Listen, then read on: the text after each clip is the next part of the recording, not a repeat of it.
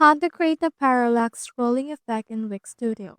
So just click on any part of your website, and then from in there you can just right click from there, and you should be able to see these options.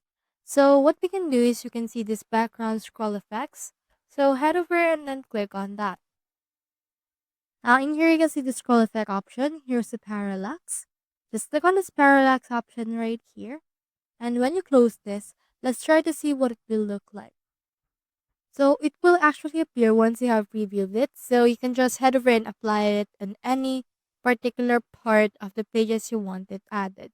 So you can change the scroll effect from this particular backgrounds.